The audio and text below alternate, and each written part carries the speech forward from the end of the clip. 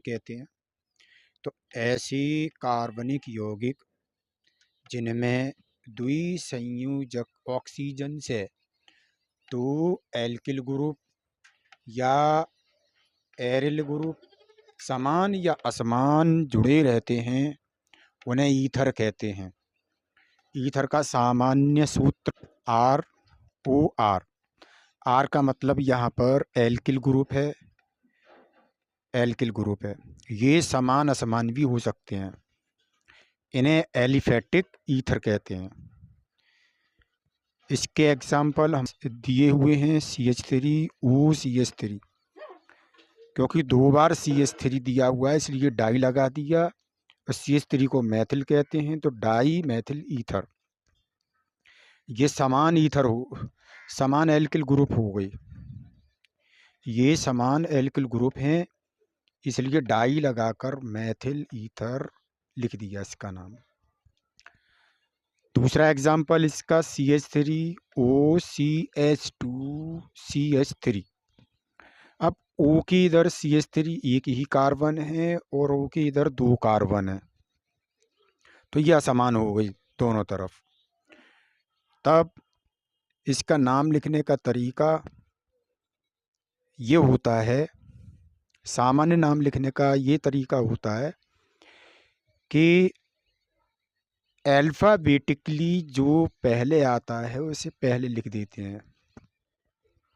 जैसे ये CH3 है, मैथ लिखते हैं इसके लिए, और यहाँ 2 कार्बन है तो एथ लिखते हैं।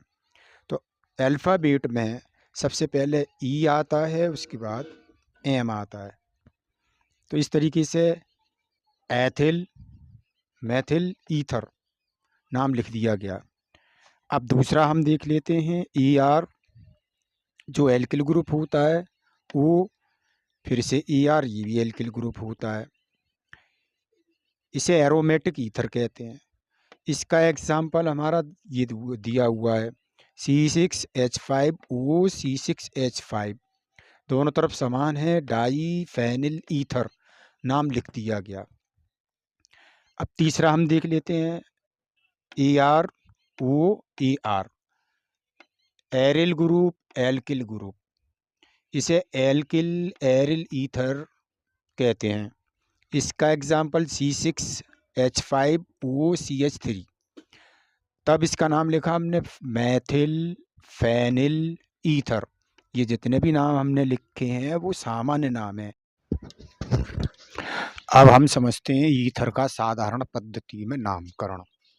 नाम कैसे लिखते हैं साधारण पद्धति में, सामान्य नाम कैसे लिखे जाते हैं। तो पहला है, जब समान एल्किल ग्रुप हों या समान ग्रुप हों, ऐसे ईथर के नाम कैसे लिखते हैं। इन्हें सिंपल या सिमेट्रिकल ईथर भी कहते हैं। तो याद रखेंगे, एल्किल ग्रुप या एरिल ग्रुप से पहले हम डाई लगा देते हैं, फिर एल्किल या एरिल ग्रुप का नाम लिखते हैं, फिर ईथर जोड़ देते हैं। जैसे इसके एग्जाम्पल 2 दिए हुए हैं ये, जैसे CH3OCH3, क्योंकि O की दोनों तरफ CH3 है, मैथिल ग्रुप है, तो मैथिल लिखने से पहले हम डाई लगा देते हैं, डाई लगाकर मैथिल लिखेंगे, फिर ईथर लिखेंगे। इसी तरीके से दूसरा एग्जाम्पल C6H5OC6H5, दोनों तरफ एरिल ग्रुप है, तो एरिल ग्रुप का नाम लिखने से पहले डाई लगाया, फिर एरिल ग्रुप का नाम लिखा फेनिल, फिर ईथर लगा दिया। ये तो रही बात समान एल्किल या एरिल ग्रुप वाले ईथरों के नाम की। अब आ गई असमान।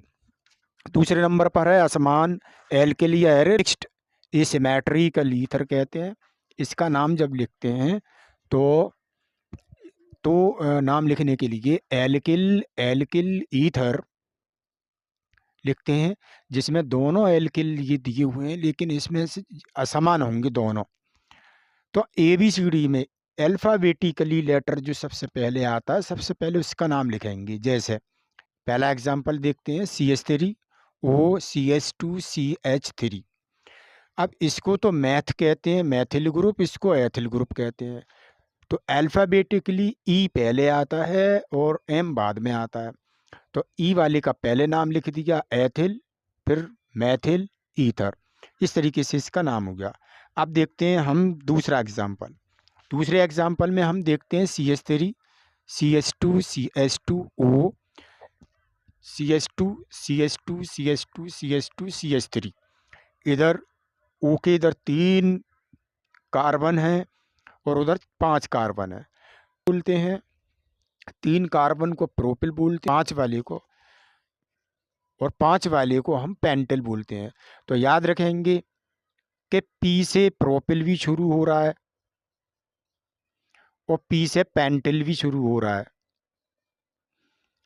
तो ABCD में दोनों ये तो समान है,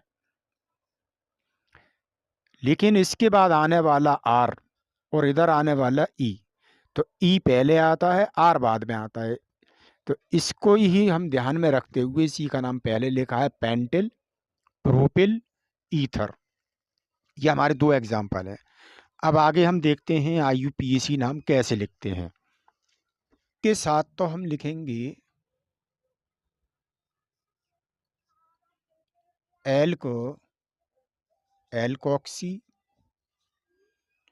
और दूसरी के साथ लिख देंगे एल्केन।